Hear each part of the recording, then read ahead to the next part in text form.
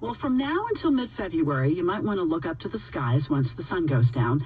There is a rare phenomenon taking place where people are going to be able to see 6 planets side by side forming a line across the sky. To talk more about the planetary alignment, we are joined live on the KCBS Ring Central Newsline by Dave Rodrigues. He is program director with the Eastbay Astronomical Society. Thank you for talking to us this afternoon. Thank you very much for having me, Patty. So when is the last time something like this happened, and why is it happening?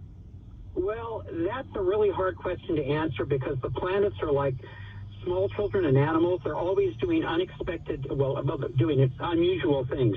I would say something like this happens about every 10 to 12 years or so, but each one is different, so I would urge people to make sure they see this one.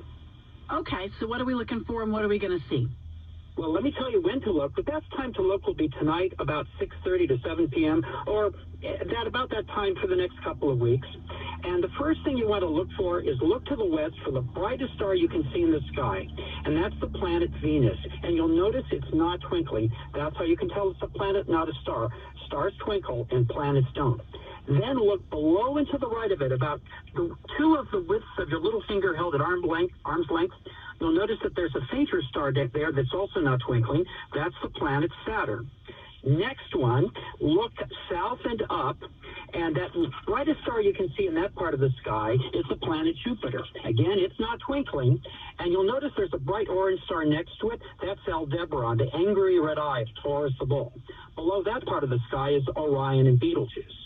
And then finally in the east, look for the bright orange star. That's Mars. It's actually orange, not red. And it's in Gemini, and you'll notice that there are 2 bright stars pointing towards it. That's Gemini, the twins.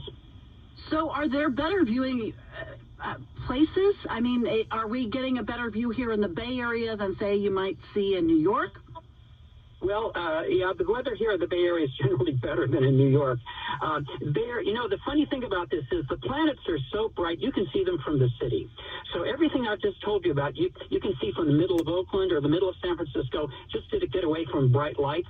I didn't mention Uranus because Uranus is really hard to see. Your viewers up in the Sierra Nevada would be able to see it if they know where to look. But the ones I've just mentioned are the super easy ones, and they're just spectacular. It's just so gorgeous to see them in the sky. Hasn't Uranus been demoted? It's not a planet anymore? Oh, that's actually Pluto's been demoted. Sorry. Pluto's not up in the sky. I can tell you a story about that, but we don't have time for that right now.